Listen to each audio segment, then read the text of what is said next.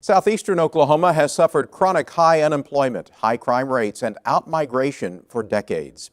The area has long survived off of tourism due to its pristine beauty. Now, because of a private-public partnership and funding from the President's stimulus plan, a major part of Little Dixie is moving into the 21st century. Imagine life without running water, no telephone, and no internet.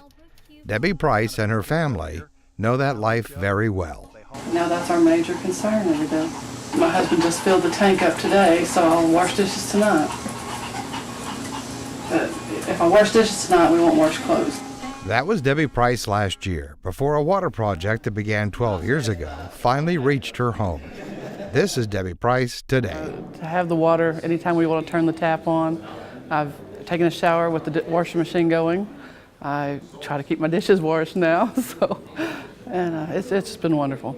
McCurtain, LaFleur, and Pushmataha counties now have access to running water because of grants and loans from the USDA Rural Development Division in partnership with the Choctaw Nation, the Oklahoma Department of Commerce, the Water Resources Board, and the McCurtain County Rural Water District. 5 pump stations like this one, water storage tanks, and 253 miles of water lines make up a $25 million project, $18 million of which came from the American Recovery and Reinvestment Act, better known as the federal stimulus plan. That's fine. But now there's more.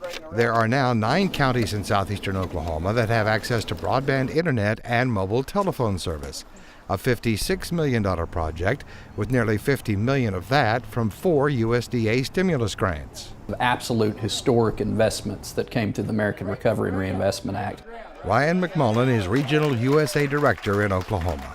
The investments that we're making here today in Southeast Oklahoma exceed any of the investments that were even made back in the 1930s with the WPA and the New Deal. Jerry Weisenhut is General Manager of Pine Telephone Company. They did all the work to bring internet and mobile phone service to the 9-county region.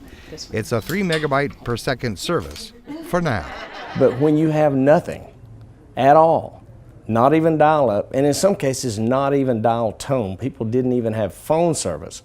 It's a big jump to now get 3 meg plus a cell phone that works in the mountains. But the speed of the service will change in just a couple of months. Broken Bow will be what Austin, Texas is fighting for. They're fighting to be a Google community, a 1 gig community. We'll be capable of doing that here in Broken Bow, Oklahoma. The chief of the Choctaw Nation, Gary Batten, says economic development started increasing in the area once people learned that running water and internet were on the way. There's approximately 1,200 cabins that has been built over the last probably maybe 5 to 10 years, somewhere in there. And the majority of those are people that's coming up and staying there from Texas, from Arkansas, from Louisiana. Solving the complexity of putting in internet service and running water through the mountains and backwoods of southeastern Oklahoma has another ultimate goal: keeping children from moving away. Hopefully after, this generation, that we'll start being able to provide these types of jobs. 1,105 jobs have been created here in southeastern Oklahoma. But again, there's a lot of work to be done. The unemployment rate's still high in some areas. Debbie Price can already see the economic surge in the area now that people can use modern-day appliances for the first time and get decent results.